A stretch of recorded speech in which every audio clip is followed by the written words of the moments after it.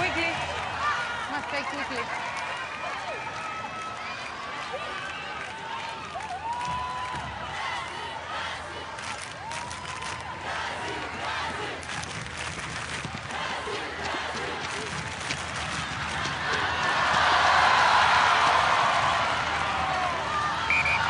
It's in front of the mark. You must stay in front of the mark. Thanks.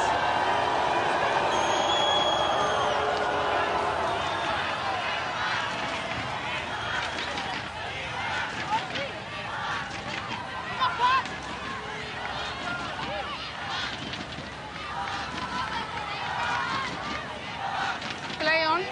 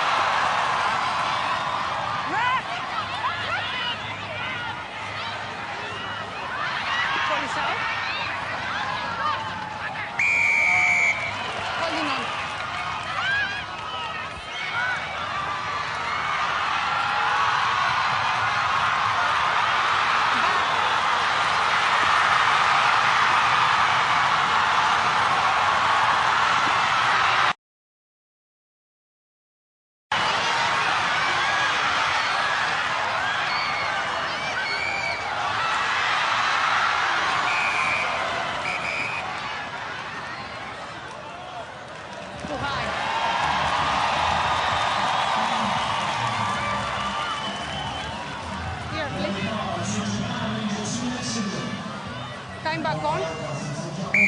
High tackle.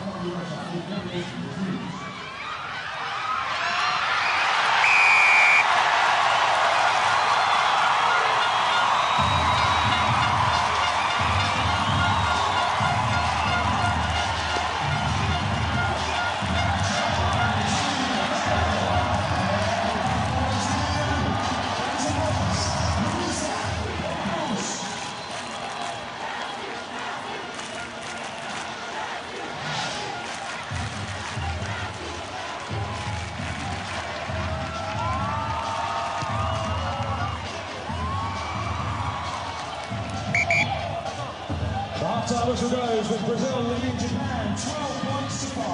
Final do primeiro tempo, valendo a posição para a frente Messi, Japão 5, 47 meninos aos Olímpicos Rio 2016.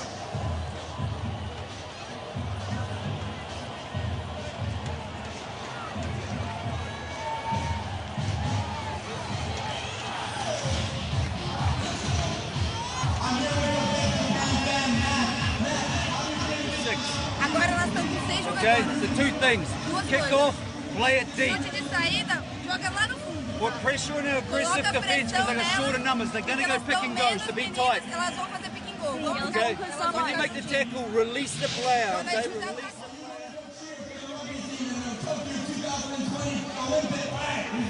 Are you going to be there? Yeah. All right, 1 minute.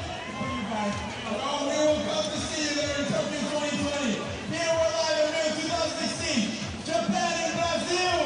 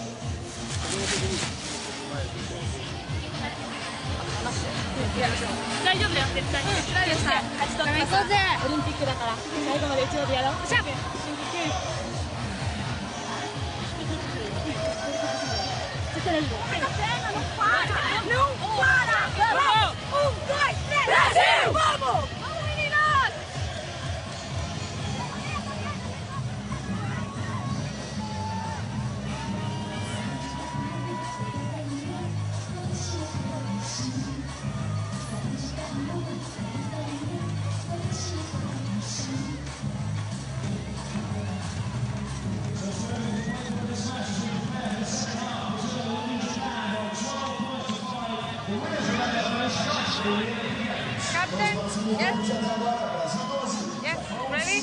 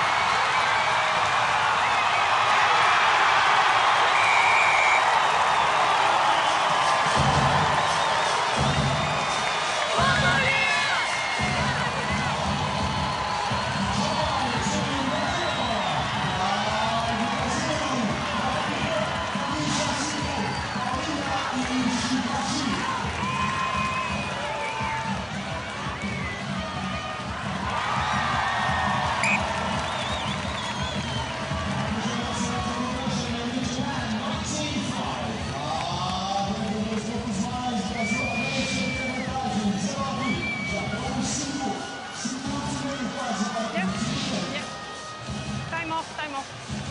Time off. Yep.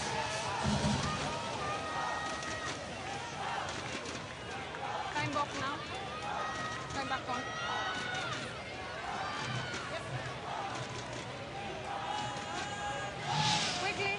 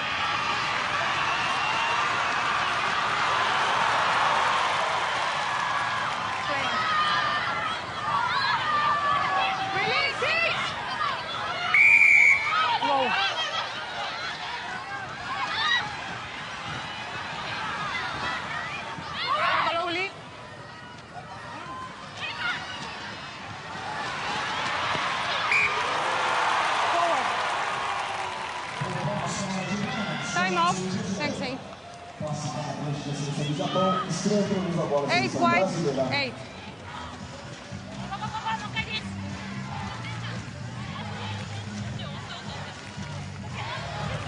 Use the mark.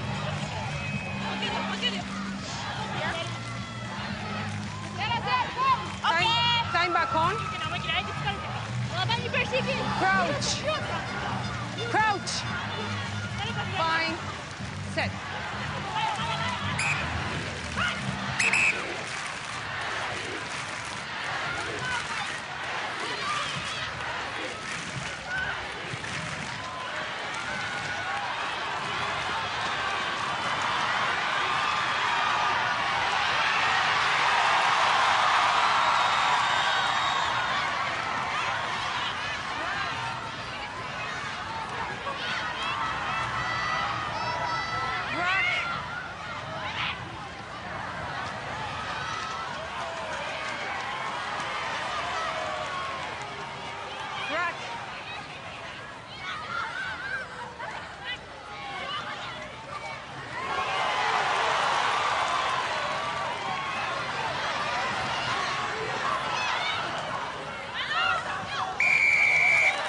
holding on.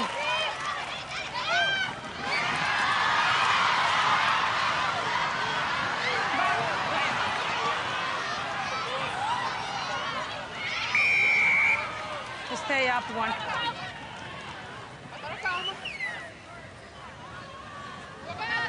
Up, please. Time off. Time off. 4 yellow. 4. 4. 7. White. 7.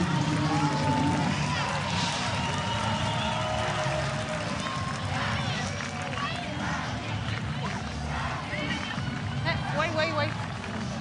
Yeah, he's there. Yeah. Time back on. No.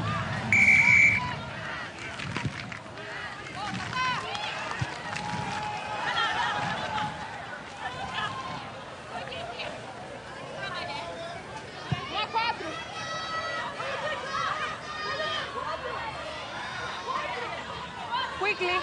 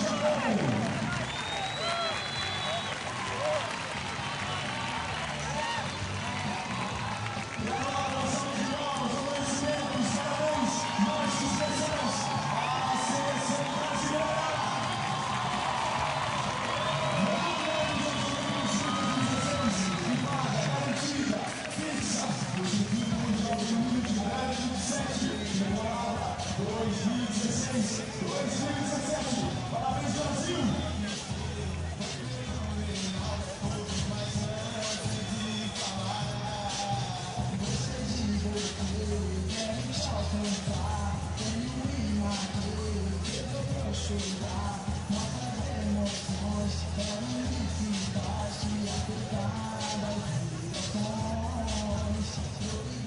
Aqui com o povo brasileiro, meu amigo, qual é o orgulho que você está sentindo pelo Brasil agora? Muito orgulho, uma prova de 33-5 e a última vaga no Rugby Mundial das vagas dos mundiais.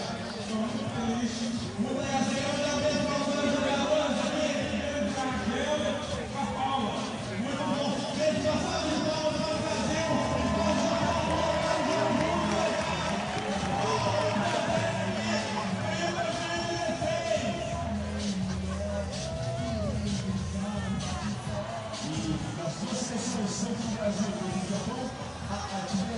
Paulinha, aqui de novo.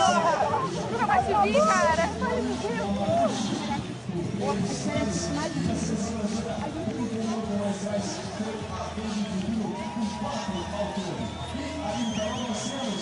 As Olimpíadas, eu falei pra vocês, quando eu peguei a Olimpíada junto. Ah não, sim, são muito maiores. Pode ter certeza.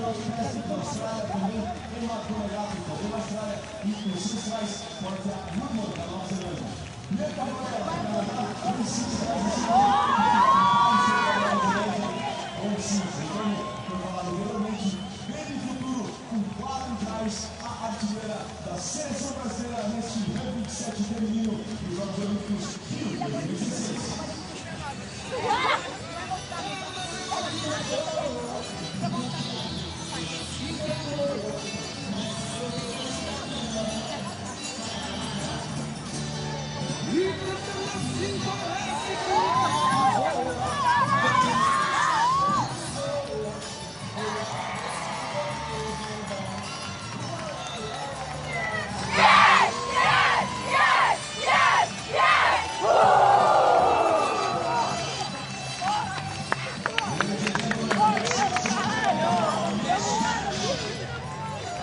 Senhoras e senhores, em instantes, o próximo jogo, Espanha versus França.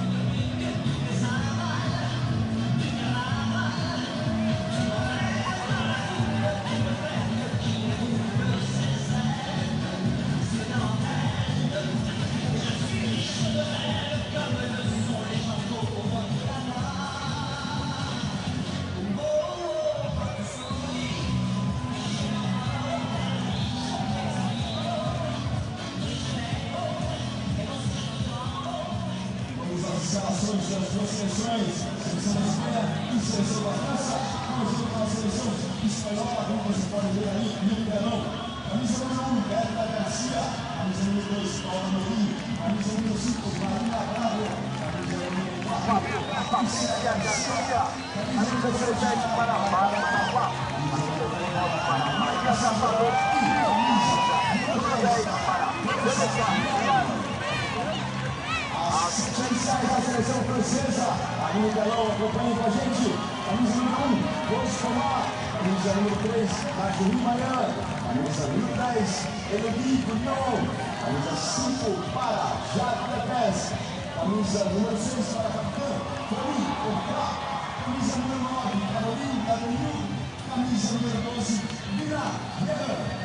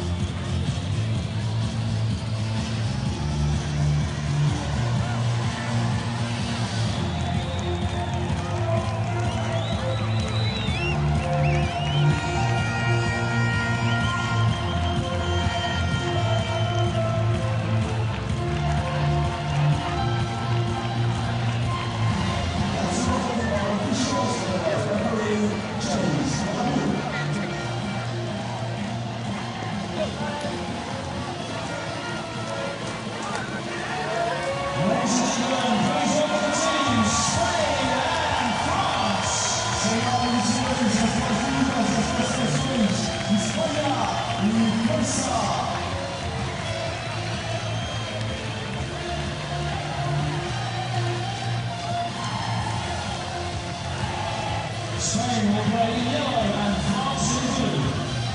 And Spain will play in yellow and France in blue.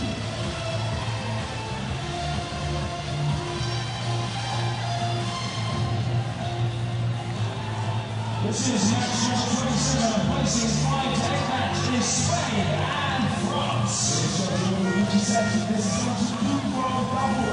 Spain versus France.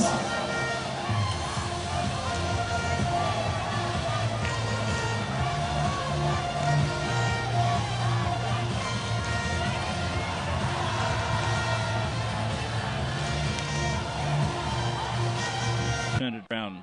So this is a battle of the neighbours here.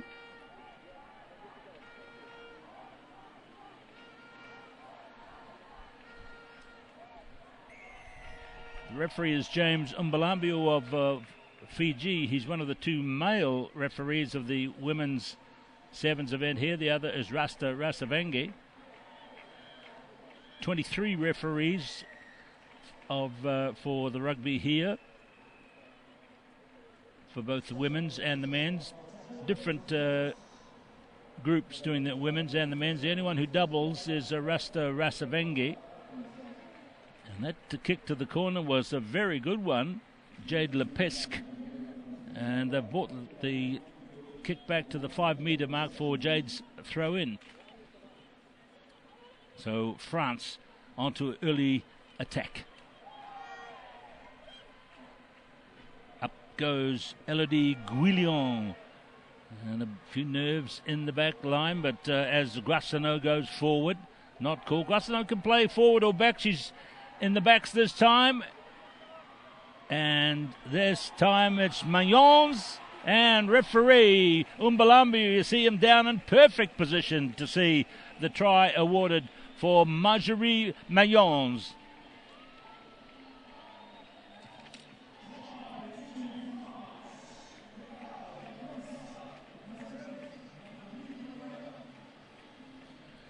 So straight away, the French got onto attack, and from set play, they have constructed an early try, but a very powerful run there by Marjorie Mayons.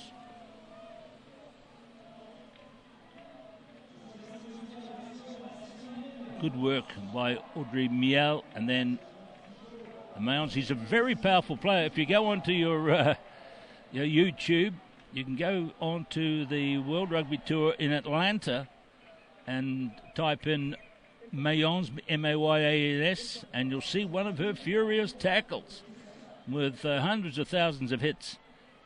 And there she is making a very nicely taken try at these Olympic Games. Who knows? It's probably going to be on YouTube as well.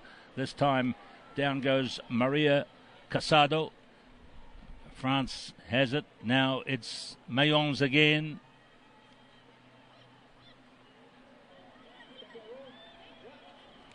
Grassano. And Thomas. Nice play by France. This is Guerin. Oh! Lina Guerin. Big holes in the Spanish defense. And Lina Guerin is in for the try.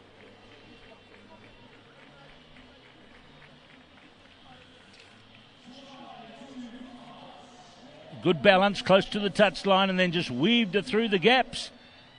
Weaved her way all the way down to the try under the goal post. The conversion from the handy position is over from Lepesque.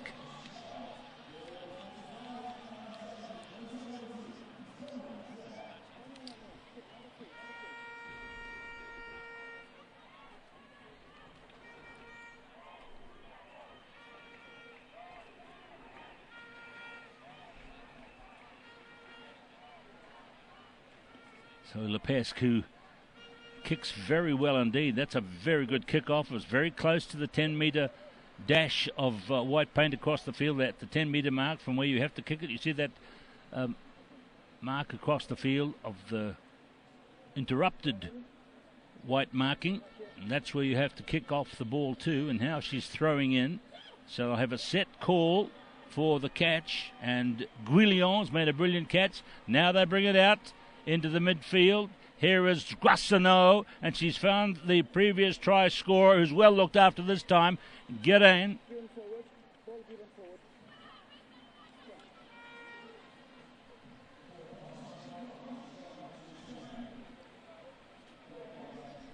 Lina Guerin. Number 12, number 10 is Elodie Guillon.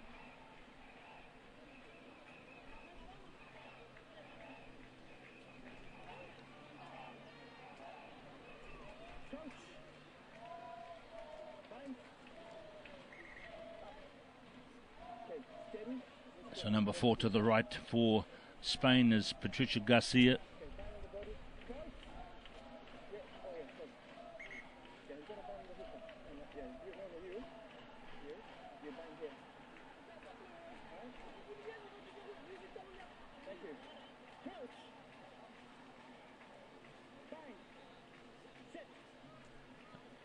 So Patricia Garcia. Well, this is a rarity.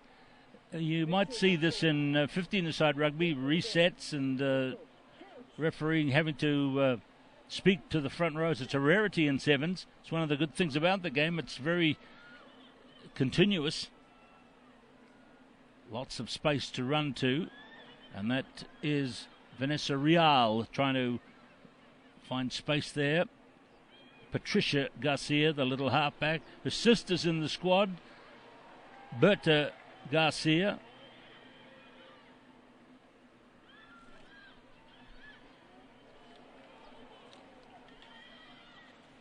You can hear the teams calling out to each other in the, shall we say, the high-pitched voices of the women athletes. And look at this fantastic camera work. We've been brought here, and this is the try being run in by Lina Guerin. She said she fell in love with the spaces of 7-a-side after playing in the version of the game called Rugby à 13 in France, the 13-a-side game of Rugby League, but out towards her side of the field now, coming towards half-time. This time Paula Medan has defended well, and here is Guerin again. Rose Thomas. This is good controlled play by France, but having said that, they've just given it away. And a big tackle coming in. Huge tackle coming in by number 13. Number 3, in fact. But once again, the try is scored by Lina Guerin.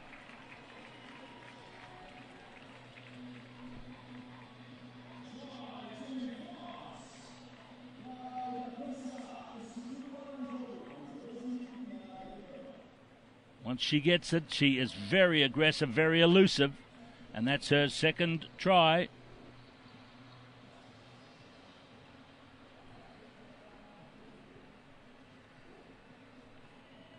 So way across on the far side, you see Lepesque with the conversion attempt. Spinning towards the post, and it's bounced away. So that's bad luck for the French team, but they lead by 17-0 at the break.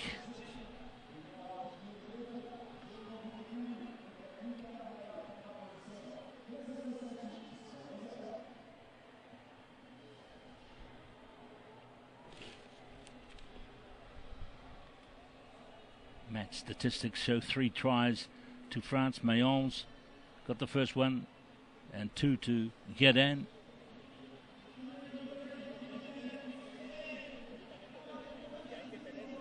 Jose Antonio Barrio.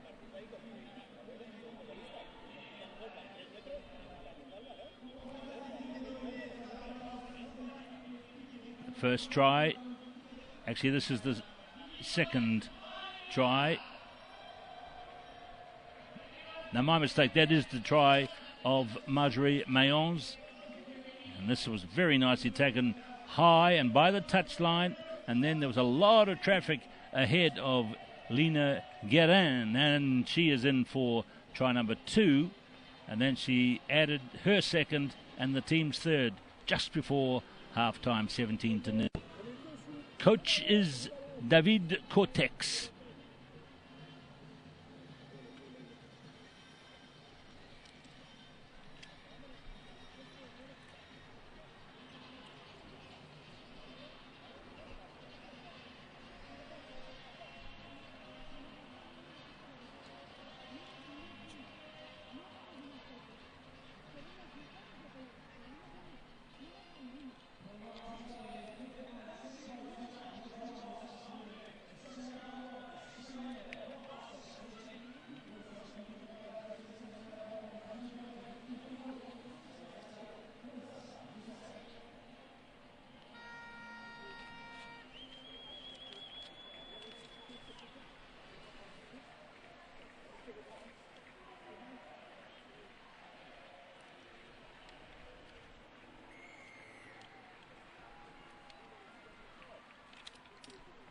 France have the advantage over Spain in this qualification match. This is the first of 2 games to be played in the qualification to try to get the highest placing possible of 5th at these games. There's no medal at stake for the winning team here, but at the moment it's well and truly going the way of France with another knock-on coming from the Spanish team.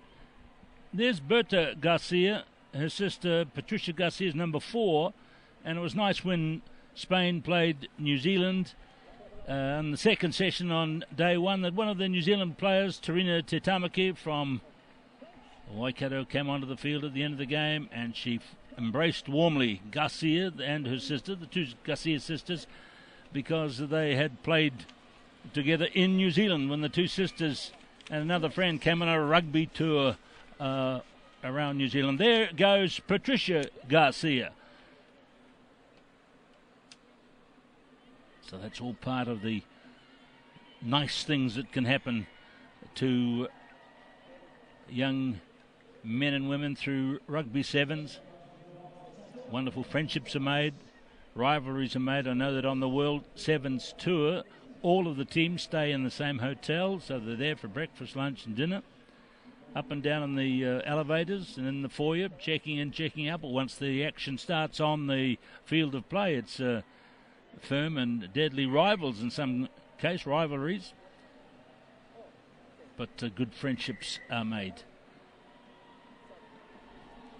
So substitutions coming on for Spain. Amaya Urbina and Ira Echebarria coming on.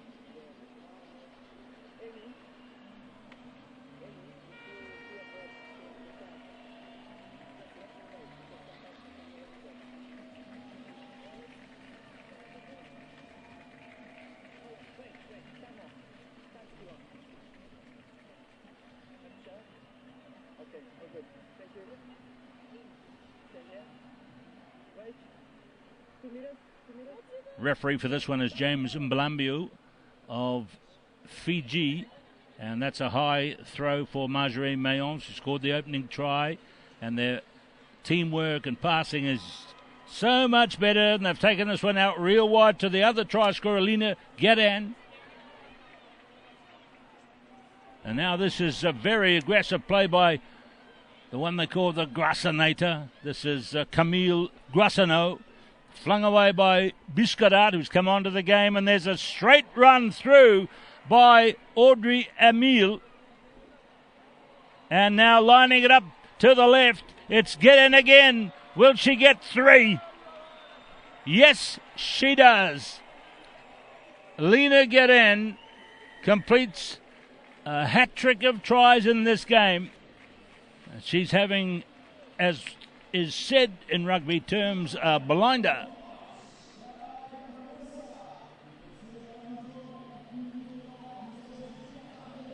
Remember her quote she fell in love with the spaces on the field. That's how she described it. And there she is, living that with a lovely run in here for try number 3 for her.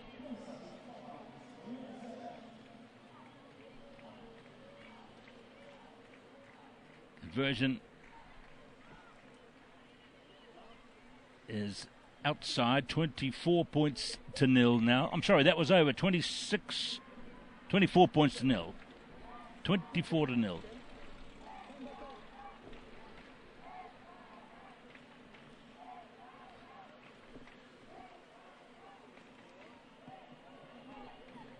Well, Spain well and truly played out of the action in this one, but they're trying their best. Barbara Pla, who's been perhaps one of their best players at the World Cup in 2016, leads the clearance, and now it's gone out to Ichibaria on the left side.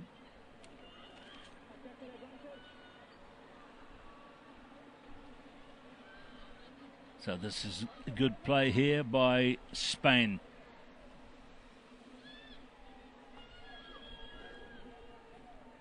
There's Barbara Pla again, number 7. Nicely passed away by Martinez.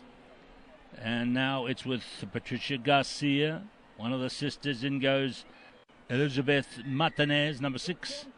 And so she's got it, takes it away. This is Martinez. And a little better period of play for Spain here. They're well and truly behind on the scoreboard. And now taken forward by Marina Bravo, the captain. Swings it out to the left. They got one more player further left, Patricia Garcia, but Ria Echebarria left it behind. Martinez. In goes Patricia Garcia. Good period of play by Spain, and they've got reward. Try for Amaya Abina.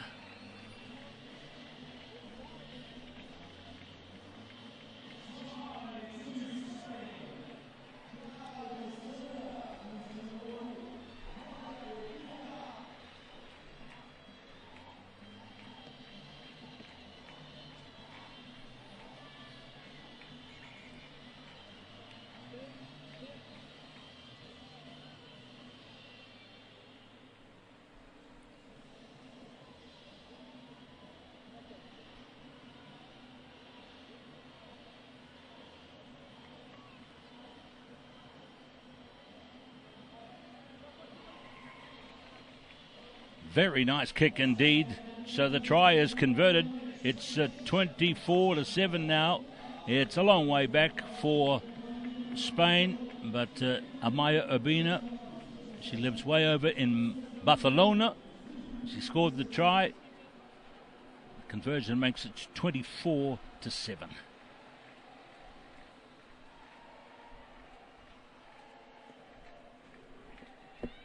Kickoff taken nicely by Patricia Garcia. There's the try scorer, Urbina. And the French players drove over the top, cleared away now by Ribera. My word, the Spanish team have suddenly come to life here. They're having a very good sequence, not like the first half when it was 17-0 and then 24-0 against them. There's no half back to clear it from this particular situation, but they'll still have the put in at the scrum further back.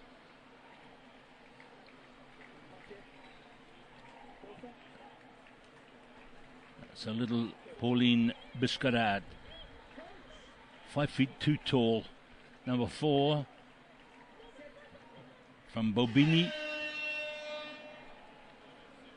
Siren is gone for the end of this game. Now, have the French got one more for us, or will it end here and now for them and be an addition for Spain? They get it wide. And they do get a second try. Very well taken out wide. And Ichibaria has scored it.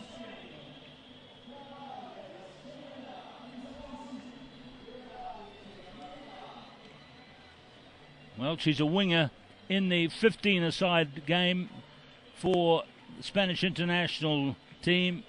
She went to the Rugby World Cup in 2014, had a very good time there, played well. She's made the crossover to sevens. And so Spain rather went to sleep in the first half. The other day they played France and lost 24-7. This time they've lost 24-12. A similar result, but twice they've been beaten by the French, who now progress forward in these ranking games to find the 5th to 8th placing. There's the final score: France 24, Spain 12.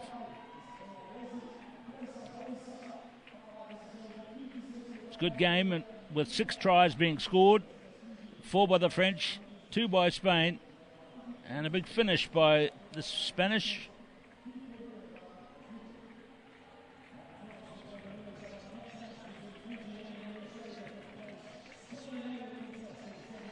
So for the Spanish players, disappointment for them.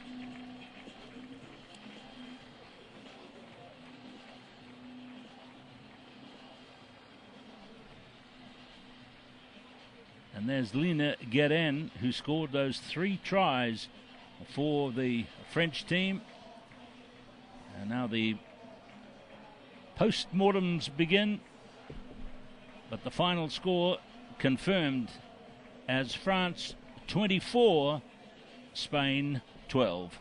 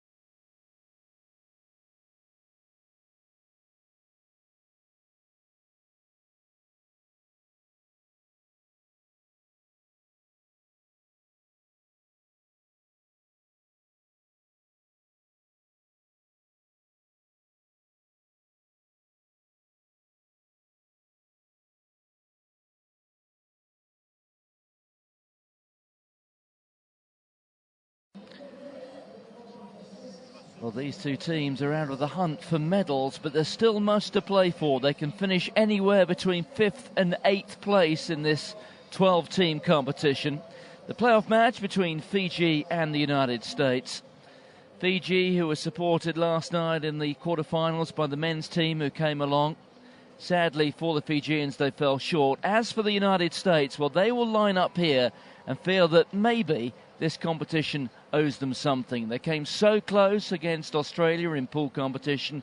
They led until the last play of the match and ended up drawing with the Australians, who are still the favourites here to take the title. And then in the semi-final, or should I say the quarter-final yesterday, well, they came so close against New Zealand, a match of just a single score, and there was a controversial moment with just a little more than 2 minutes to go when, according to some observers, they may even have been given a penalty try, which could have turned the tie right on its head. But anyway, the United States near misses against Australia and then New Zealand, and now fighting for a best possible finish of 5th. There we saw the Fiji squad, coached by Chris Cracknell. Cracknell, the former England international, who's done so much good work with them. Here you can see Fiji's run of form so far. They sprung the first surprise of this sevens competition, beating the United States in the opening game, 12 points to 7. So they come here, I suppose, with something of a psychological advantage, although you'd have to say the United States really have improved since. They were well beaten by Australia, and of course that compares with the Americans' performance against the Australians, who really, in all honesty, should have beaten them.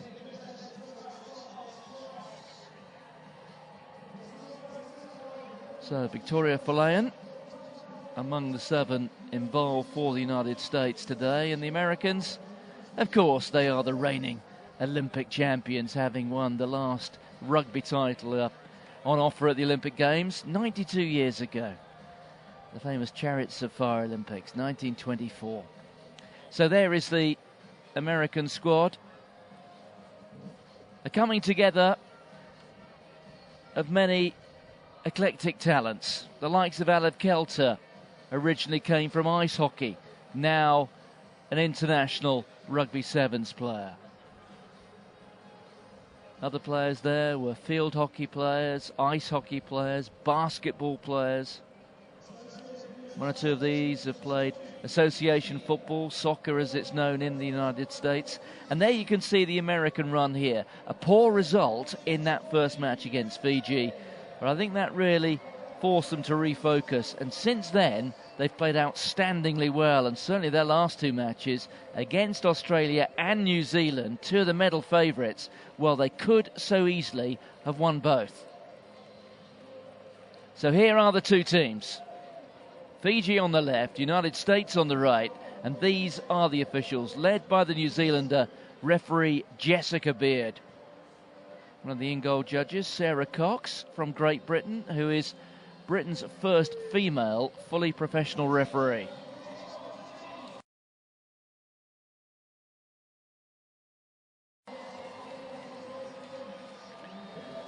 All 12 players from each side coming out into the middle of the pitch. The 5 replacements will peel off and come down to this side of the stadium, leaving the 7 starters out there, and they are led by their captain, Ana Rongitha. Here are the Americans. It is a very settled starting 7. Gillian Potter, Kelly Griffin, Catherine Johnson, Alev Kelter, Bui Barivalala, Lauren Doyle and Victoria Falayan. The Olympic ball, specially designed for this return for rugby to these Olympic Games.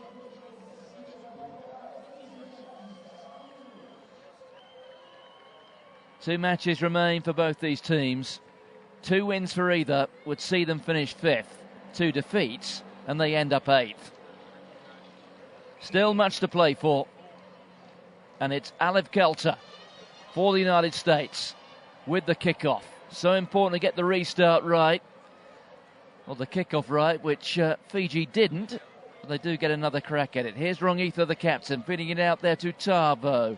Now with Ravisa. Nangato changed the line of attack there. The Fijians still back there in their 22. Rongitha out of the blocks there swiftly. Maybe thought that perhaps was a gap over on the far side. Chance to regroup, come back here.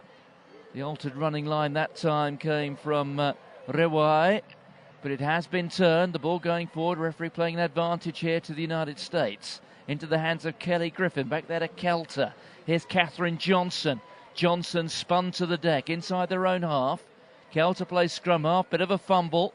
Referee decides that went forward. So we'll see the set piece, the scrum, and it'll be a Fijian ball. So through the first minute, the majority of the possession with the Fijians, but so much can happen in a minute in Sevens rugby. 7 minutes each way until we get to the final. So there's the put in from Anna Rongitha, fed on by Rewai. Out wide here to one of the sprinters in the Fijian side, Ravisa, who scored against the United States in the pool match. The match which the Fijians won by 12 points to 7.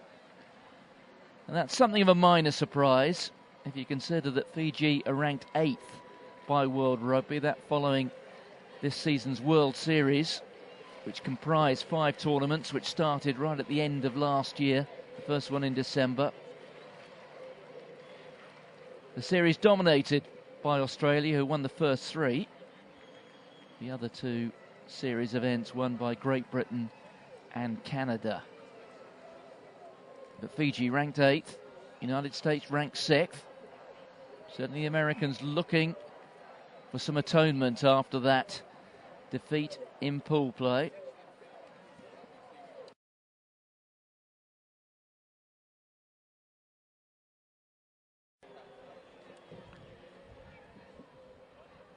So the referee position there to ensure that that ball goes straight, and it's been stolen by the United States. That was well anticipated.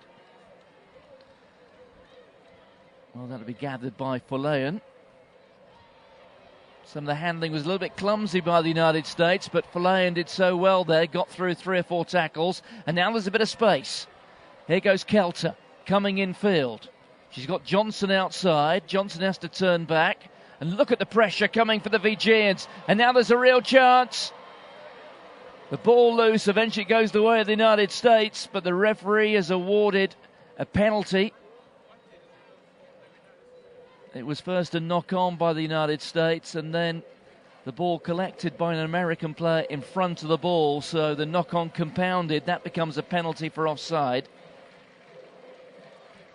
So here's Rongitha, just 5 metres out.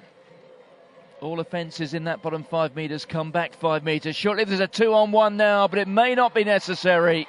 And there is the score. Rebecca Tabo it was, crashing over the line. So first blood to the Fijians. And you have to say at the moment, this tie following a very similar pattern to the pool game. It was a 2-on-1. The last defender has to stay out wide, but from that range, so difficult to stop.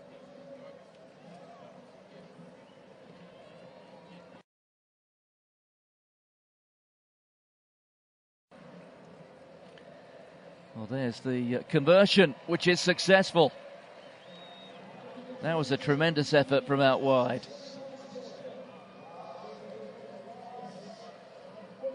So Fiji into a 7-point lead. Still 2.5 minutes or so to go in this first period.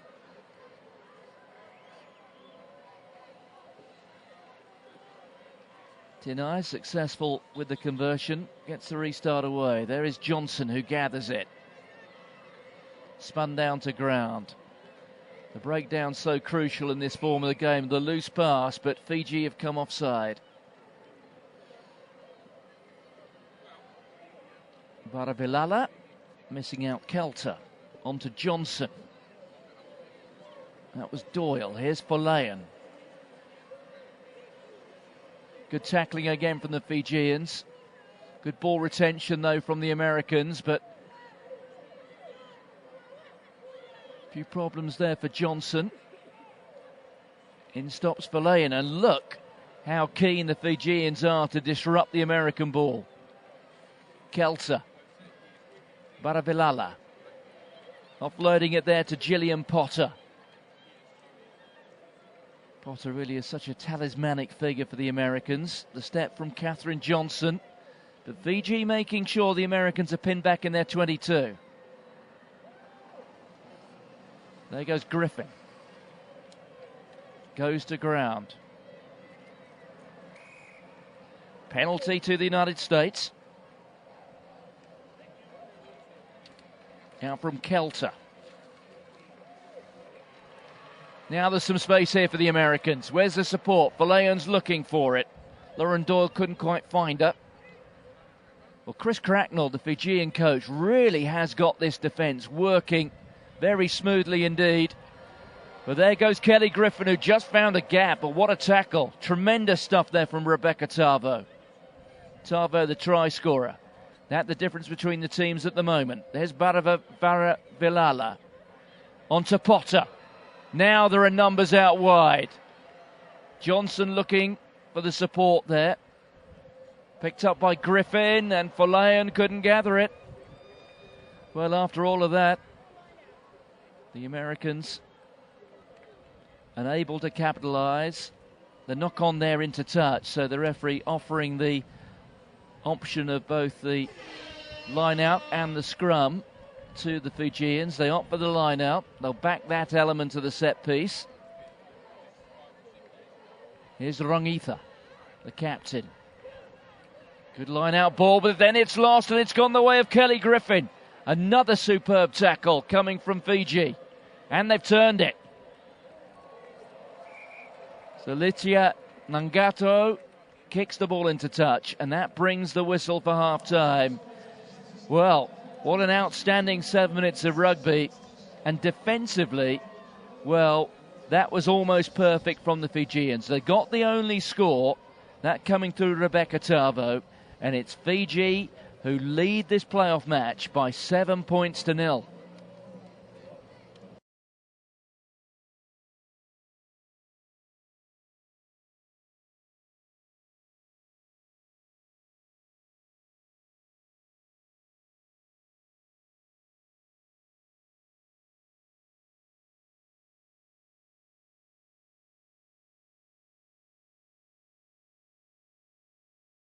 You could just hear there Chris Cracknell, the coach of the Fijian side. They're so well drilled, these Fijians. The men's team, their reputation precedes them, but the Fijian women making very swift grounds. Let's listen in to Cracknell here, shall we?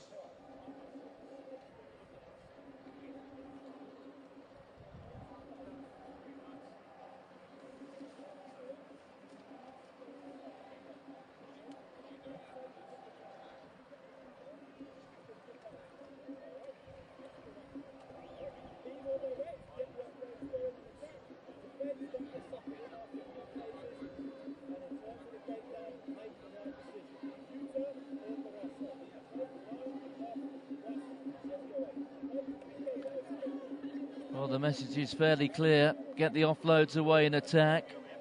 Don't miss your tackles. And at the breakdown, make sure you make the right decision.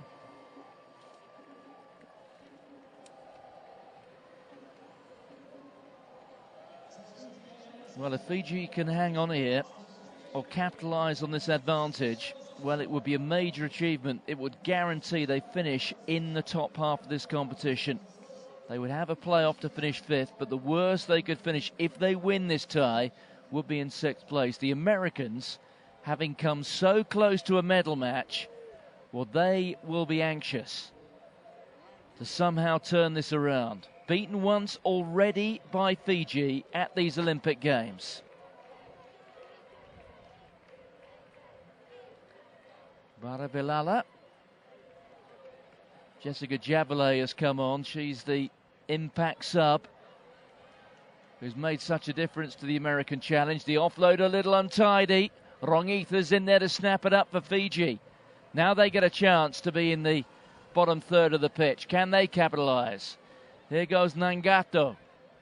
Gets the offload away. Little hint of a 2-on-1 out wide there with Tamoy. They step in from the far touchline.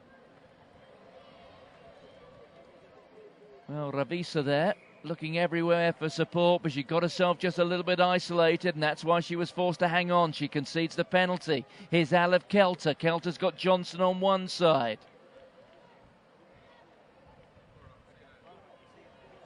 Here's a chance now for Carlisle. Carlisle with Griffin alongside her. There it is for Johnson. Steps into play scrum half. Kelter there at first receiver. Well, that was intended for Jessica Javelet to chase.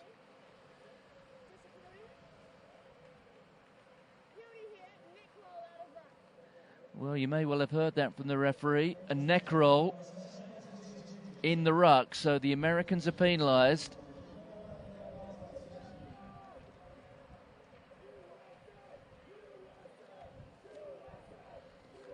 Well, you can hear the roars of USA, USA.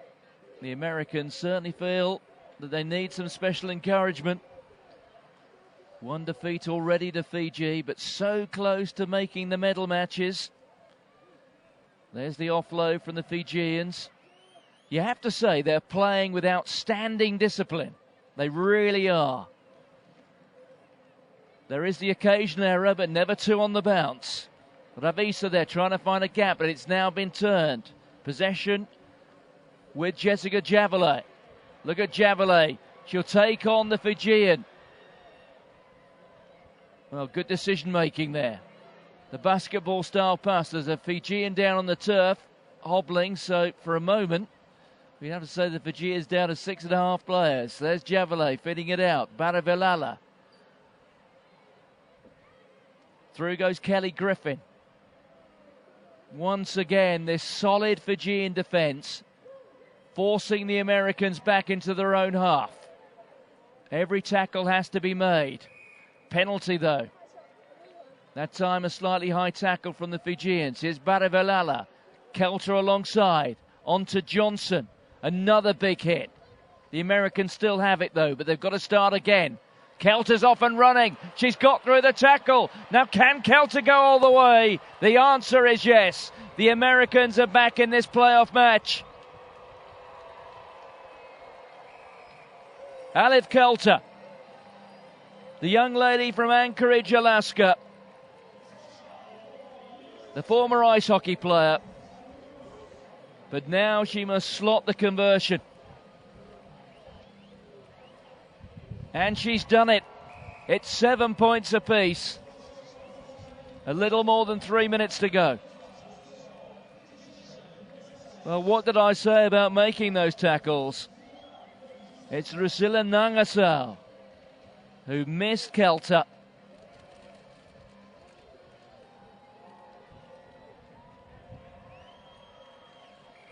Well, Fiji have made the alteration.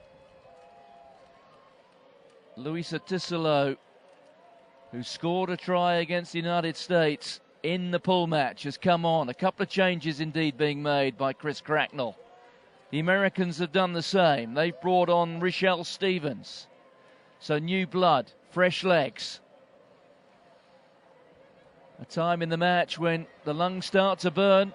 Failure to gather that by the Fijians, the Americans, sensing that maybe this match is there for the taking. There's Stevens. Works the short side. Johnson. The big fan, the offload back to Stevens, and Stevens gets the score. 2 tries in less than a minute. The Americans have turned the tie on its head.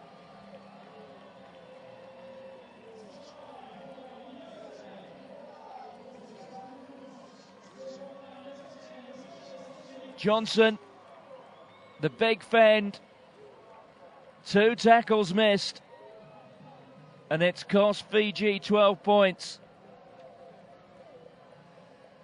For Richie Walker, reasons to be cheerful. Baravelala. In the final analysis, this conversion could be very important, but she's snap hooked it. 12 points to 7. The clock ticking down. A little more than 90 seconds to go.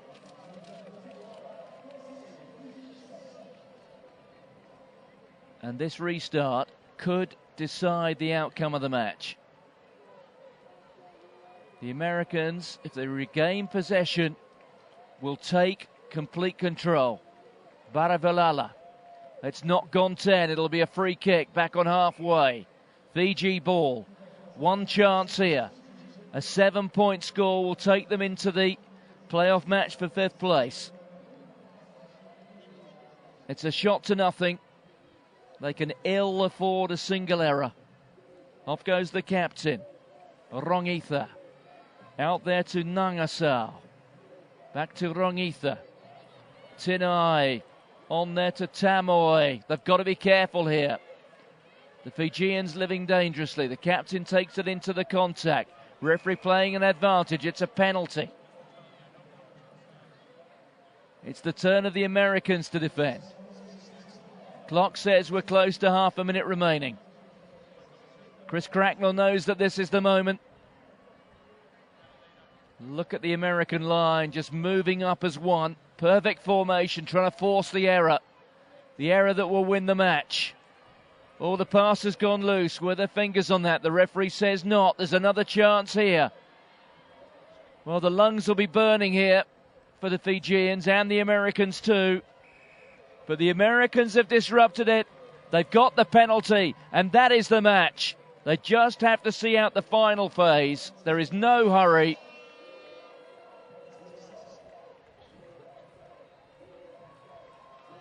Well, the ball's gone into touch, and the referee blows the whistle for the end of the match. The United States have beaten Fiji, and the irony is the score 12-7, as it was in the pool encounter involving these two, but this time it's the Americans who win.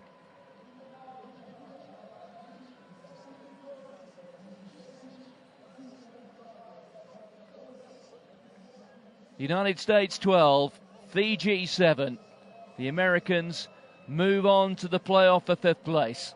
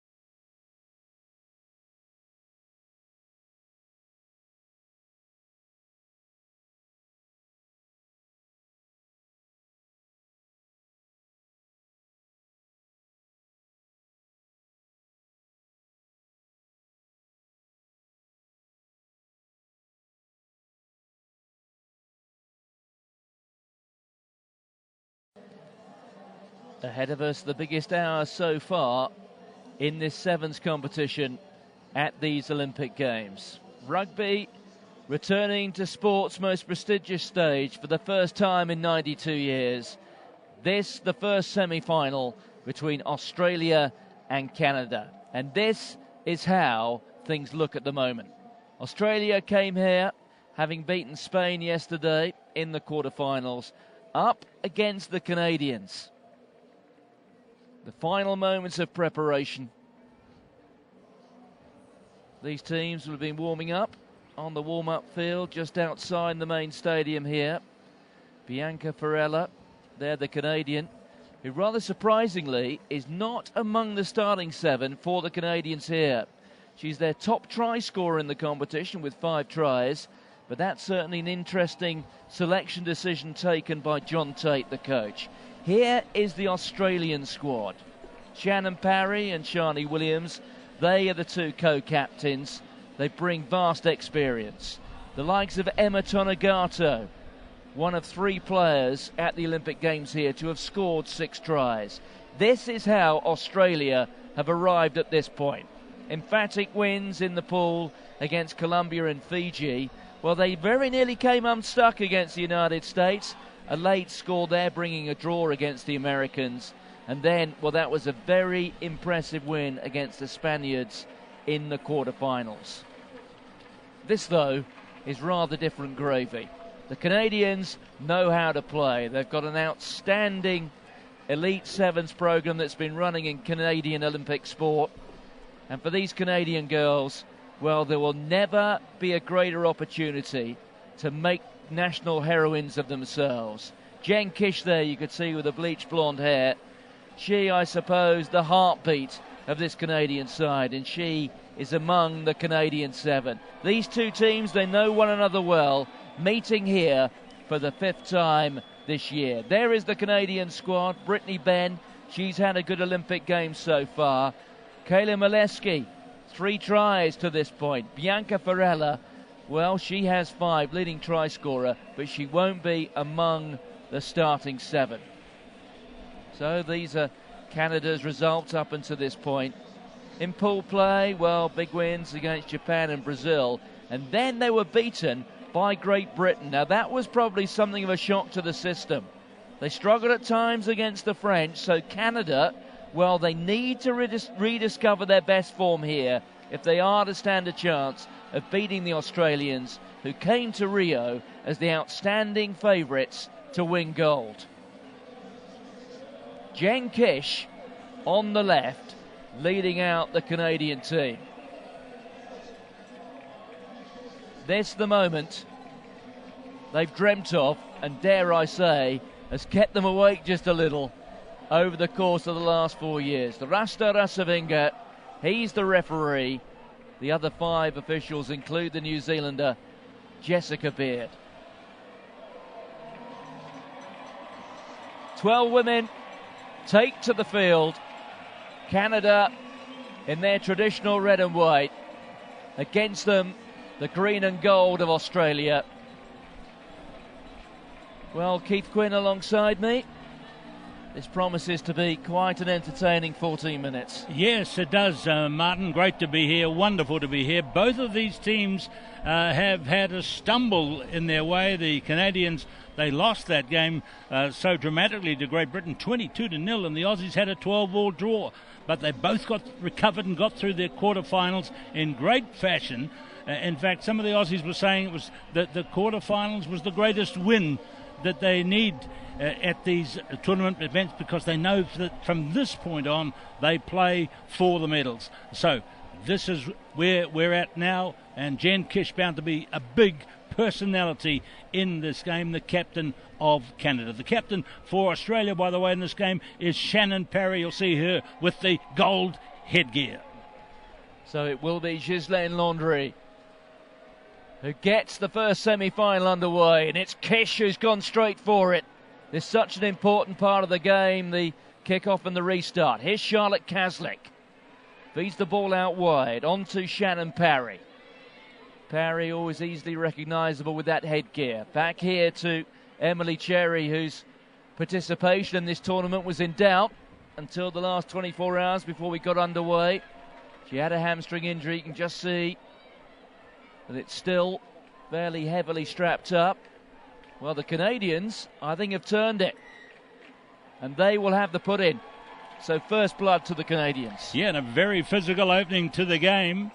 So there's bound to be a bit of that. It's not going to be absolutely, totally free for all, running around the big open spaces that there are in a seven-a-side game. And so some physical ascendancy needed at the breakdown. Well, the last time these two sides met, well, it was in the final of the most recent World Series game when Canada won. The Canadians on the attack. Well, the Canadian player getting a little isolated. Terrific work again from Shannon Parry. She is a tireless worker, isn't she? She is indeed. Quite interesting that they've got co-captains in their lineup, the Australians. They've got Shani Williams and Shannon Parry. But Kaslik is the one to watch, and that's her number 7. Well, now there's some space out wide here.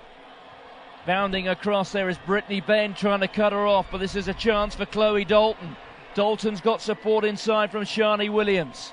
Good ground made there by the Australians. Quickly through the hands. There's Kaslik. The Canadians have come offside. The referee's playing an advantage here. Here's Kaslik. Long looping pass out here to Tonegato. Tonegato inside. That's outstanding stuff from the women in green and gold. And there is the first score. And it's gone to who else but Emily Cherry.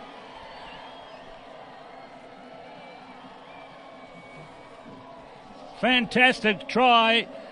Kaslik way back in defence, and then a lovely pass, and here comes Tonegato, and Cherry with just a little bandage on that hamstring goes around. Got close to the dead ball line. I had a look at that when she dived at the moment and thought they might have had a look at that. Might see another angle, but the try is awarded. It's in the history books. It's in the Olympic history books. First try of an Olympic semi-final. So here's the attempt at the conversion from Chloe Dalton. Dalton with 23 points so far in this Olympic competition. Well, it's now 25, and Australia have a 7-point lead. Well, the Canadians may well have won the last meeting between these sides in that Clermont-Ferrand final in May, but this, the 5th meeting of these two teams in Brazil. All 3 previous matches were won by the green and gold. So here goes Dalton, former basketball player. That's not one of her best restarts, but then that's, well, Molesky, an unforced error, the nerves of a semi-final, I think, having the impact. You have to get those basic skills right. Well, nickname Meatball. Man, that was a terrible, really. Such a good kickoff. It's quite breezy, Martin. So maybe it just held up in the breeze and floated away, and she, a bit nervous, took her eye off the catch. Well, if you've been watching the other sports at these Olympic Games, you'll know that the wind has been wreaking havoc elsewhere. It's been fairly blustery here. Not as bad now as it was yesterday. Kaslik, number 7 for Australia, has blistering speed. She handled twice in the run-up to the try, once from way back, once from much closer to the 22. But she could burst from the put-in here. She'll be keeping the Canadians guessing. Yes, 3 players at these Olympic Games after 2 days of competition had 6 tries. Portia Woodman for New Zealand, but 2 of these Australians, one of them Charlotte Kaslik, the other Emma Tonegato, but a lack of precision there from the Australians. You can see they've got plenty of confidence, but that time just getting it a little bit wrong, ball going forward. So there's Ghislaine Landry, has had a quiet tournament by her standards, I should say, but look out for her. She's the star of the Canadian team in the midfield and the backs. Yeah, she was one of 7 players in the World Rugby Dream Team after this year's World Series, which gives you some sort of idea of her reputation. Here goes Landry now. Well, the tackle there looked a little bit high from Cherry, but Rasta Rasavinga, the referee's happy with it. Kish with a change of direction. The pass wasn't great, but Molesky did well that time with feet and hands. The Australians penalised. Chloe Dalton, the player who's penalised. Inside the last 90 seconds of the first half, Australia lead by 7 points to 0. The try from Emily Cherry. Ghislaine Landry, the Canadians backing their set piece. So there's Chloe Dalton, but it was interesting to see Landry when she did get the ball there to have a real run at the Australians.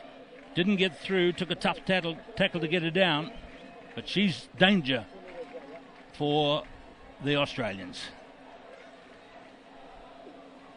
So Molesky with the throw-in.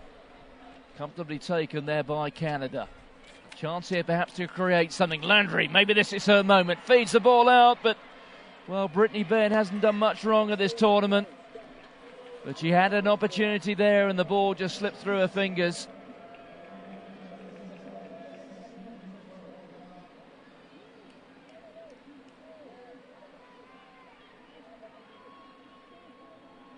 I think we've got a case of nerves here, Martin. Teams aren't quite running it all together at the moment. A lot of pressure on. Playing for a place in the gold medal match.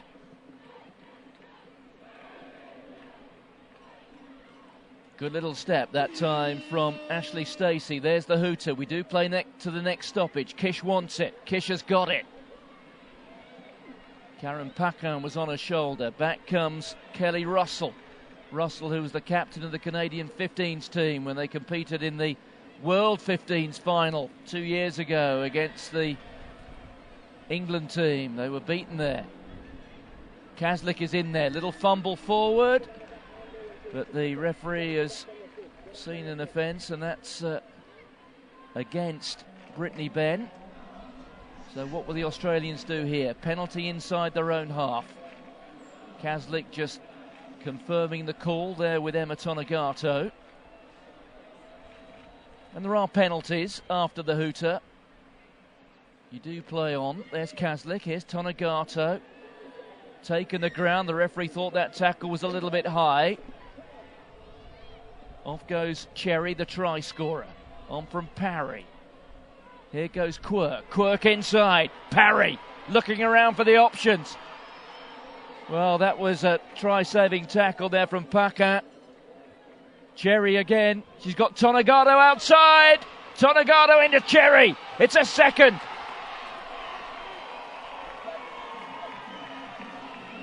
Australia on top at the end of this first semi-final.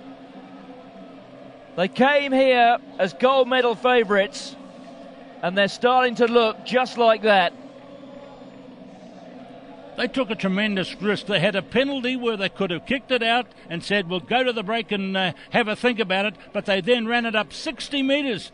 And Cherry running it in, getting the pass from Tonegato. And a good dive, a strong effort by the Aussies. But based on courage and confidence, they didn't kick it out and go for a chat. They decided to have a crack.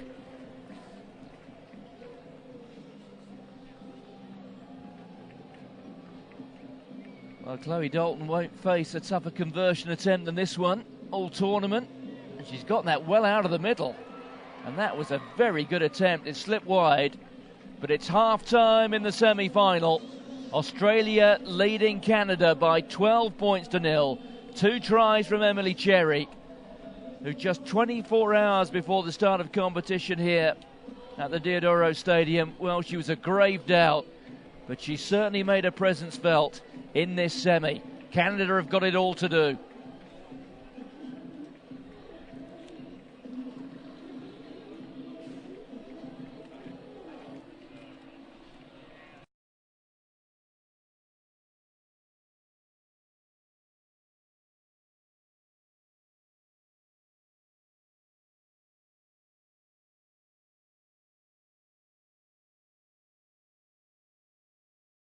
Well, just a chance here to focus on those scores and the combination between Emma Tonegato and Emily Cherry, who certainly in terms of try scoring, Keith, has been rather overshadowed by a couple of her teammates here, Tonegato and Kaslik, but Well, if there were any doubts about the health of that hamstring, they've certainly been put to bed over the course of the last 7 minutes. Well, there were heavy bandaging on it in the first 3 days of the first 3 sessions.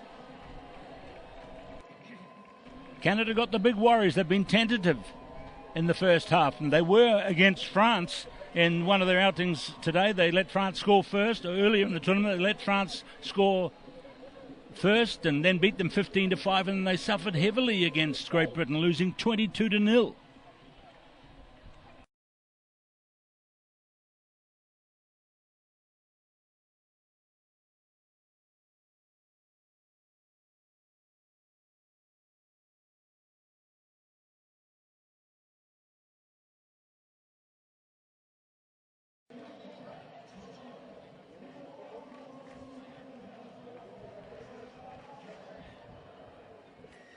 Victory here guarantees a medal. 7 minutes in which to decide their fate. And there off the bench, Bianca Farella. Is she the vital ingredient to turn around the fortunes here of the Canadians? Here goes Kish. Kish has got Pacan alongside her. Pacan up against Cherry. I think Pacan knew she had no chance of getting round the score of the 2 Australia tries, and that Australia player has got to get herself out of the way there. It is Cherry. Here's Molesky. Molesky just drifting across field. Referee says the advantage is over. The attempt to tackle was a little high. You got to go that low. That was much, much better. Good start though from the Canadians.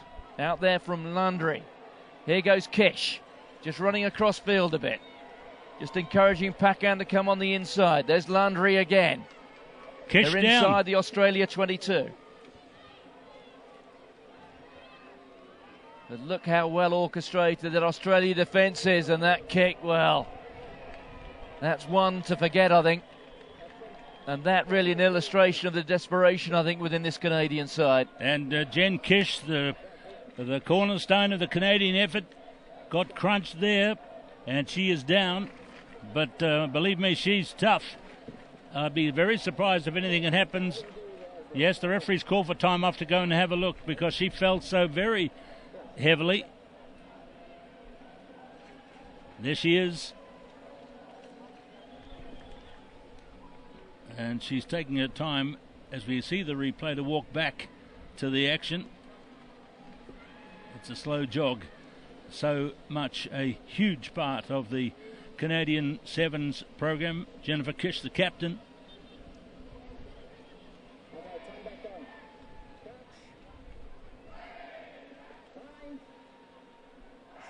So the clock is running again. Kaslik there with a put in for Australia. Here's Cherry. Weaving. Taken down there by Watcham Roy. Out from Kaslik. Now there's a bit of space here for the Australians. Dalton romping down the left-hand wing. Great step. Terrific step again from Dalton. Landry did well to get back and across to make the tackle. Here's Kaslik. The Canadians looking a little stretched. The pass to Cherry there lacking the precision. Here's Tonegato. Tonegato almost got inside Farella. The kick ahead from Cherry. Is it there for Cherry? It is. Surely another try here would put this semi-final to bed for the Australians. Tonegato taken to ground. It's a penalty for Australia. They've got numbers out wide if they can take it quickly. Kaslik's seen it. There's going to be a 2-on-1 here. Surely the Australians will run it in the corner. Out there to Dalton. And she gets a score. Australia are rampant. Well, they really are. Beautiful passing wide. And Dalton, perhaps not one of the most elusive players, but lovely body swerving here and strength. And in it again when the pass came out wide to her via Parry and then Cherry over. And now she's going to have the shot for goal. 17-0. That's a nightmare for Canada now. Well, it's quite a turnaround in form from that final in Clermont-Ferrand, which really was just a few weeks ago. when the Canadians beat Australia by 29 points to 19. But Australia are back into the form now, which delivered them the first 3 World Series titles this year. Off goes Panam Paquin. 3 minutes to go. It is possible to score 3 tries in that period of time as the Australians bring on Ellia Green. She's had injury problems, Ellia Green, but that's a good decision with the game pretty much in the bag with 3 minutes to play and 17-0. And there's Ellia. She's very big and powerful, number 12. Well, that was the perfect restart from Australia. Gave Chloe Green's teammates every chance to regain possession, but it's here with Canada. They know they have to score here. Jen Kish over halfway. They recycle it. Now they've got a bit of a numerical advantage if they can get the ball through the hands. That defence, though, wonderfully well organised. Varela steps inside. Penalty to Canada. They have to score within the next half minute to stand any chance. Landry out to Jen Kish. Kish offloads to Mileski. Mileski can't get past Dalton. They're up to the 22. The clock is running against Canada here. Here's Williams. Williams drifting across field. She's still going as Williams. Green came across to make the tackle there. There goes Varela. She's out on her own, is Varela. Well, the referee says there was a neck roll there. Canada can't afford to hang around. The clock says 90 seconds. Here's Kish. Can she come inside?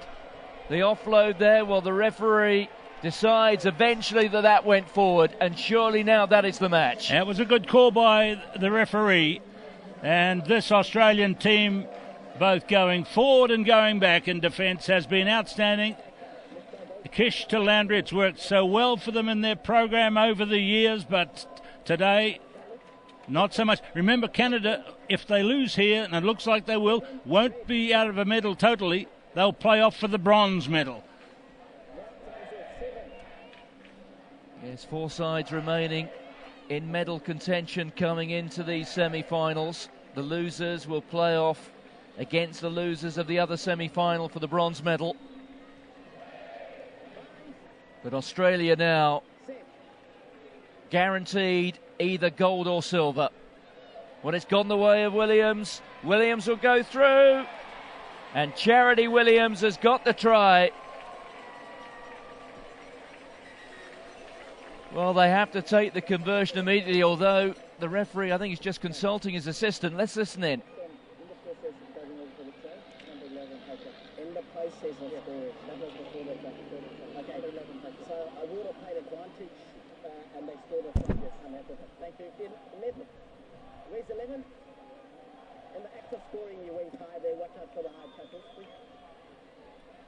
So Charity Williams, interesting here. You see her number 6. She actually won as an Olympic medalist already from the Youth Olympic Games in Nanjing. You see the high tackle there from Cherry. Cherry's had a lot to do in this game, Martin. My word.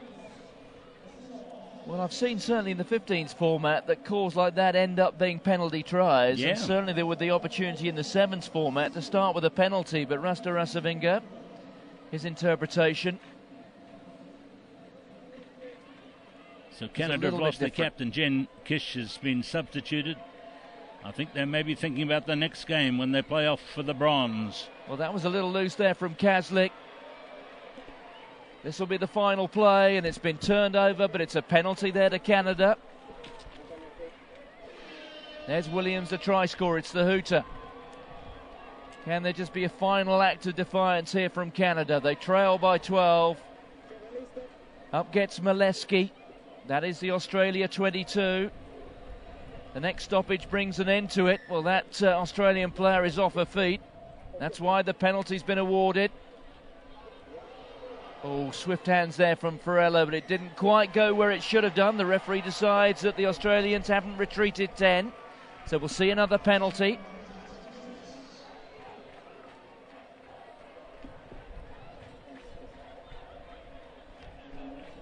Well, the clock against the Canadians here. But they're desperate to try and get something out of this semi-final. So Molesky takes it. Williams on here to Watcham Roy. Landry, and then it's fumbled forward by Hannah Darling. And that will bring an end to the semi-final. And it's the World Series winners who've taken another bold and confident step towards gold. Australia are into the final. Canada are left now to play off for the bronze medal.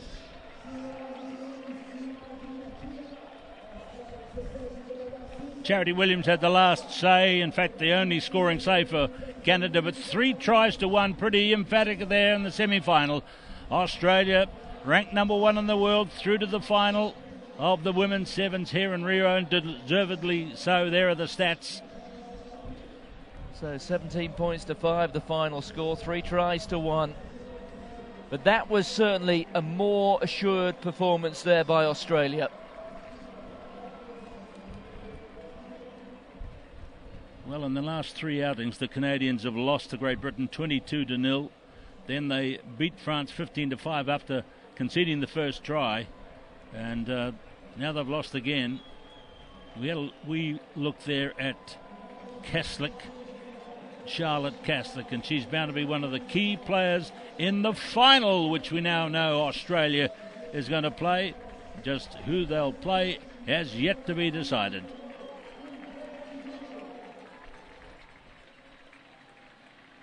Good sportsmanship by Bianca Farella.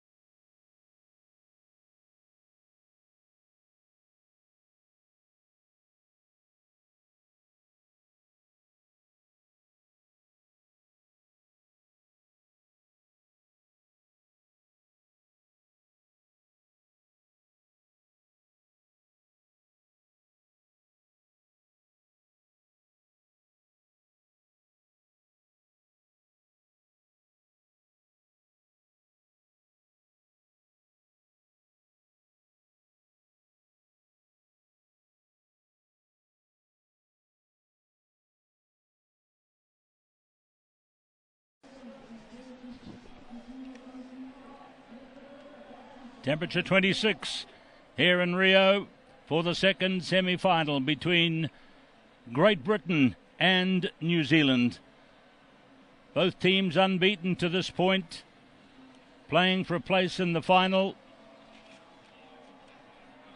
and the gold medal at stake. There's the situation as the women's Rugby 7 stands at the moment. Australia and Canada have played, and Australia have gone through on the back of a 17-5 victory.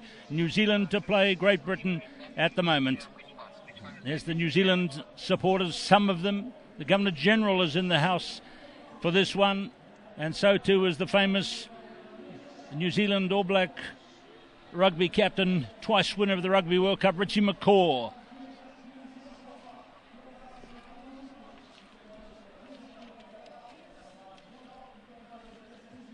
And we've got some genuine Kiwis in the crowd. There's one right there. Well, the Great Britain squad has done very well here. Remember, this is a squad that was only assembled with the shortest run-up time. It's a combination of Scotland, England, Wales, and there are their results. Good wins over Brazil and Canada and Japan and Fiji. They really rocked the Fijians with a couple of very early tries, one after only 6 seconds, scored by Abby Brown. And they had a very good record win over Canada by 22-0. Given that Australia have just beaten, as you've heard, Canada by 17-5, perhaps represents this very strong challenge here from Team GBR.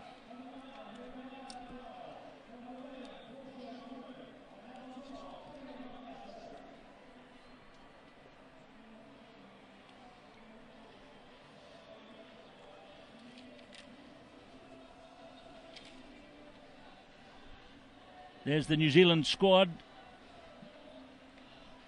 It's built around the captain, Sarah Goss, who played such an outstanding role in the last stages of the semi-final win over USA. You see it down on the bottom there, just 5 points to nil. She won about 4 or 5 line-outs in the last moments of the game. It was only a 5-0 victory, but afterwards Kelly Brazier, one of the other members of the New Zealand team, said it's the Olympics, 5-0, 2-0. Anyway, we'll take it. And so they've got through to this semi-final now to play Great Britain.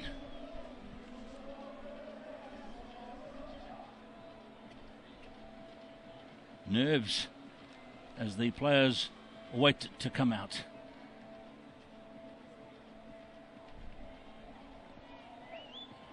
Referee will be Amy Perrett of Australia, Alhambra Nieves of Spain, and James Mbalambia will be the ARs. The in-goal judges will be Kawasaki of Japan and Benvenuti of Italy. And here they come. Great Britain captained by Emily Scarrett, an outstanding personality for her, and there, to the left is Sarah Goss leading out New Zealand. I'm Keith Quinn, and with me is Martin Gillingham. We're all set for a good one here, Martin, to match perhaps the first semi-final we've seen. Yes, and we look at two teams here who have had very different approaches to this game. The New Zealanders, as soon as it became clear that sevens was going to become an Olympic sport, they launched a talent identification program. The likes of Kayla McAllister and Portia Woodman came out of that. As for Great Britain, well, they've just simply really focused on their best 15s talent. Now we'll see which is the best approach here. The New Zealanders really dominated the early years of women's sevens rugby. As for Great Britain, well, it's essentially an England side out there. They're all 7 English women out there. Just how much ground have they made up? They won one of the World Series events this year, but this is the acid test. So there is Tyler Nathan Wong from New Zealand, who kicks off with a little skip, and straight away Goss is into the action for New Zealand with a stroke. The captains met there. Number 5 met number 4 in a big strong tackle, and now it's pressure on Great Britain's Katie McLean, but now they run it out of defence. Across for New Zealand comes Tyler Nathan Wong. Again, Great Britain now close to the sideline. Now, here's one to watch for Great Britain. Amy Wilson-Hardy. Kicked wide across the field from Alice Richardson. Trying to find Joanne Watmore. The loose ball over there, claimed by Watmore.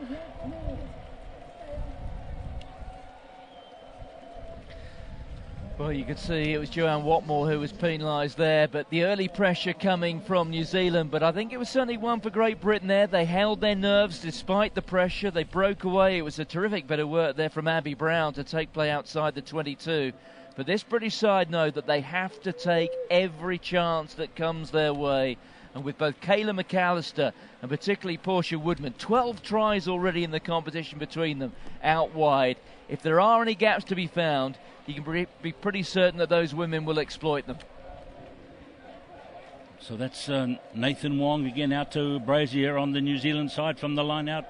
And here they come in the back play out to Woodman for the first time. Big handoff. Woodman's got the speed. Woodman jumps away from the defence. And Portia Woodman opens the scoring in the game as she's done so often. So many years. She says, inside me, Kayla McAllister lures the defence and leaves the space for me.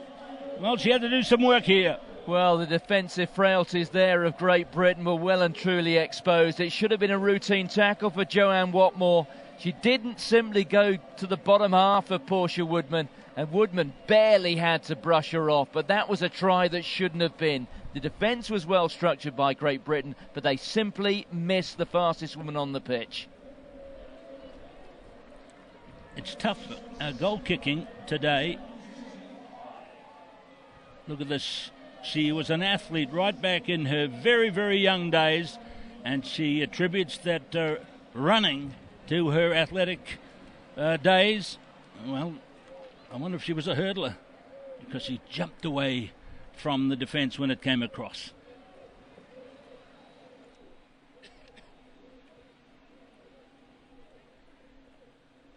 The unique kick-off style of Tyler Nathan Wong.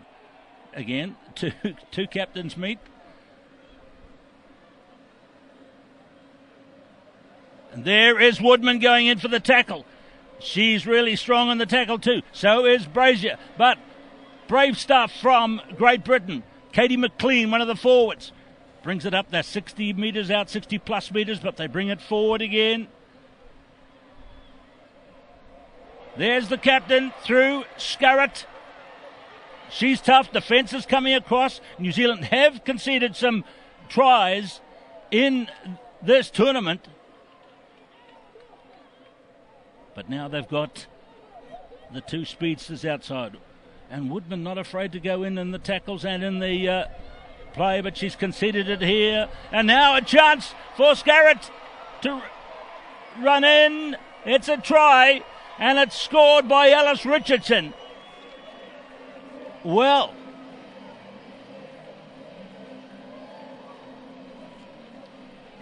Great Britain have taken a lot of criticism at the breakdown, certainly did in the opening day, but that was one for them. They've certainly sharpened up that part of their game. They distributed the ball wide. They had 2 or 3 jerseys out there, and it's Alice Richardson who just simply trotted it in. But Great Britain right back into this semi-final.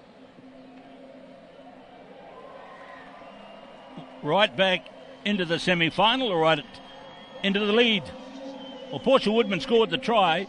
She made a good tackle, but then she took it into contact and lost it forward. And here's the result, the try to Alice Richardson, the 29-year-old personal trainer and conditioning coach. Conversion was good, 7-5 the lead. And now it's gone to Huriana Manuel, a former New Zealand captain to win the World Cup. Halfway. There's McAllister looking for Woodman. What a tackle has come in defence for Great Britain. beautiful tackle from Emily Scott. But there's trouble now as Ruby Tui has scored for New Zealand. Well, again, just look at the defensive structure there of Britain. It was 2 against 2, and both defenders turned in. That was the break from Kayla McAllister. It was a big hit that came across, but it allowed the momentum to be built. Great work that time from Katie McLean coming across. But then it was 2 against 2, and I'm afraid the outside defender left Ruby Tui, and Tui had a pretty straightforward task.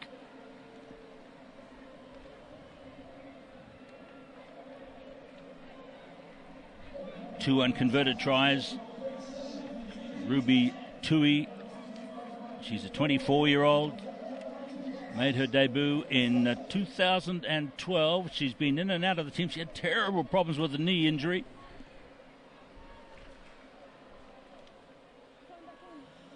Well taken try. 30 seconds till half-time. Sarah Goss, New Zealand's captain.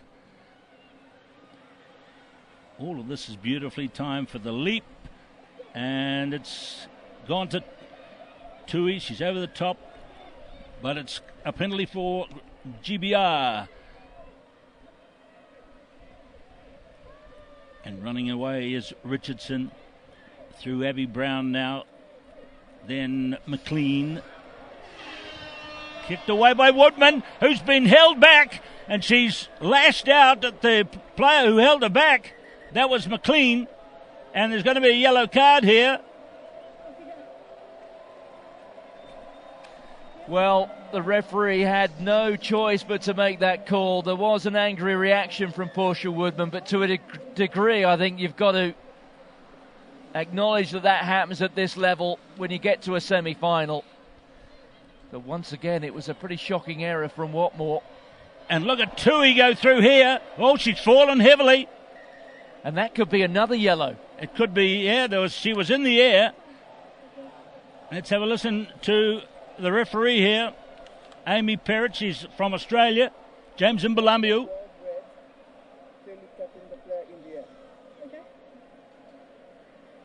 Well, it's going to have to be a yellow. It could even be worse. She's come down there on her head. Amy Wilson-Hardy. But she tackled her in the air, and she landed on the side, so that's going to be a yellow card to number 12. Is that a point cross? She didn't tip her. Automatically tip her? It's on there.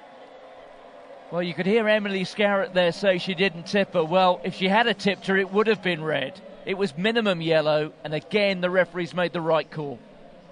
This is crisis time for Great Britain. They're down to 5. A chance here for New Zealand to finish off the match. 7-5, and another 5 for Portia Woodman. So Great Britain pay the price. The only thing you might quibble about was did Woodman take it in the difficult kicking conditions? Could she have taken it closer to the posts? I'm being picky with that one. She put it down straight away in the face of the challenge from Watmore. 15-7. And now here is Nathan Wong with the conversion attempt. These are all vital points. She's a very good kicker, but that one's across the face, and so it's half time, and it's New Zealand with 3 tries leading Great Britain by 15-7. Well, it was a tale of basic defensive errors from Great Britain. There was a missed tackle on Portia Woodman for the first try. When we saw another New Zealand try, simply it was a 2-on-2, and both defenders decided to converge on the inside player. I'm afraid when it comes to rugby defence, you've got to trust your teammate to make the tackle, and that created the gap out wide for Ruby Tui. Anyway, let's listen in.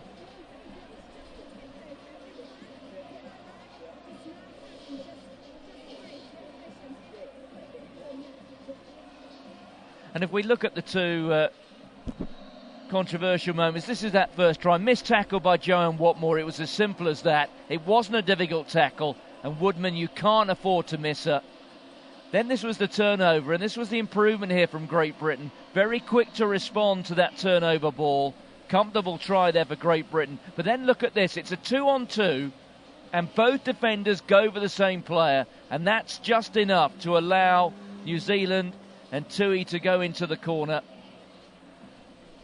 The controversial moments, well, the Katie McLean yellow, can't argue with that. That was entirely proper. And then the tackle on the player in the air. It's a little bit unfortunate to some extent, but the reality is the referee got it absolutely right. Had no choice. Player tackled in the air, yellow card. So Great Britain down to 5. My first thought, Martin, was that the New Zealand player had fallen really heavily.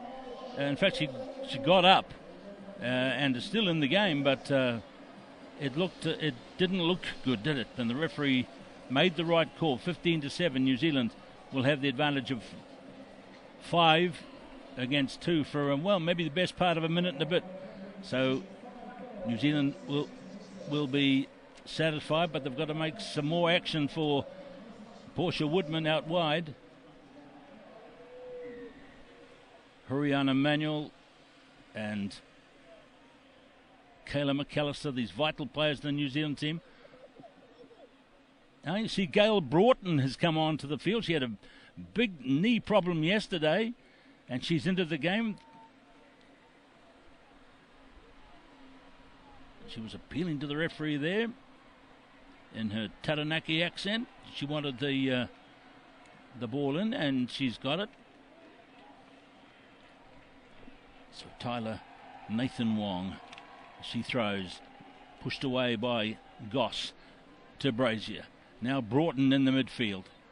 Good strong runner. Finds Woodman to halfway. Deflected away by Scarrett. Woodman. Goss. Right out wide now to Shakira Baker. And that is a good tackle here. Cleared away by Baker. New Zealand have got a good line-up here again. Broughton. Brazier. And that's what they do. They clear the space, and with 7 playing 5, it's a hat-trick, a comfortable hat-trick for Portia Woodman.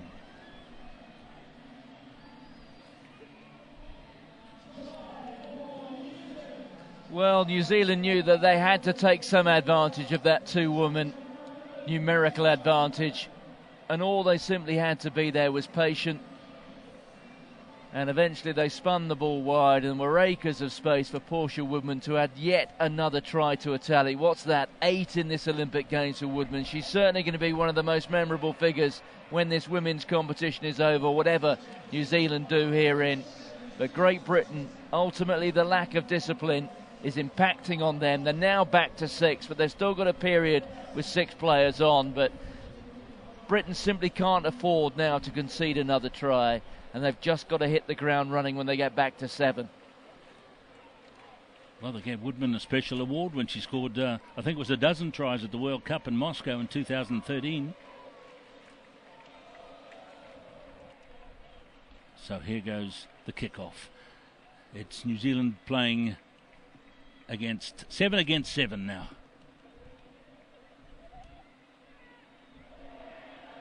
So that's Natasha Hunt into the game. 20-7.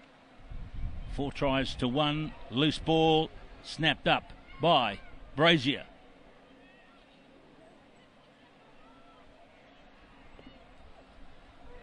Woodman protects the ball when it's on the ground. Brazier. Good work by Goss, the captain. Brazier. And now this is Shakira Baker. Huriana Manuel. Look at Broughton go. Goss. Good pass out to the right. And the try is scored by Kelly Brazier. The try is scored by Huriana Manuel.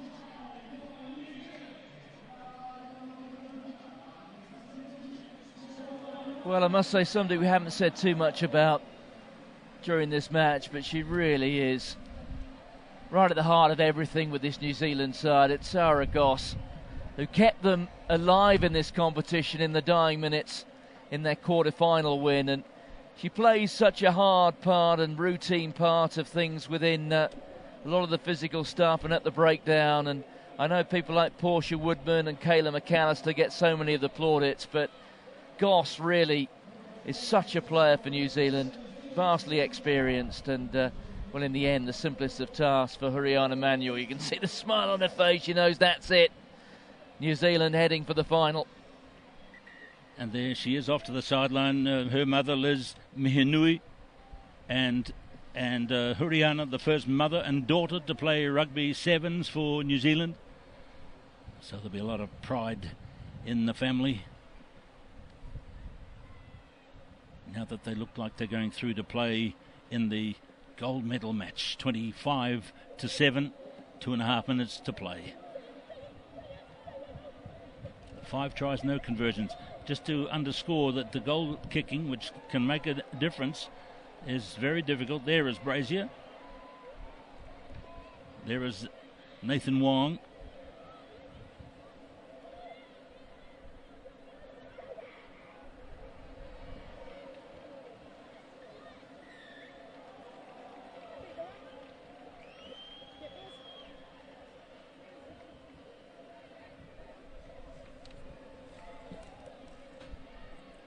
Tarina Te Tamaki hoping to get a run in the last seconds of the game. The young member of the New Zealand team, still a teenager.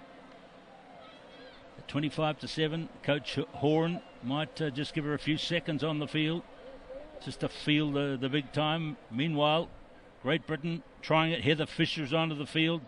And now Claire Allen, supported by Danelle Waterman. New Zealand driving in hard. And this is strong run out there by Great Britain.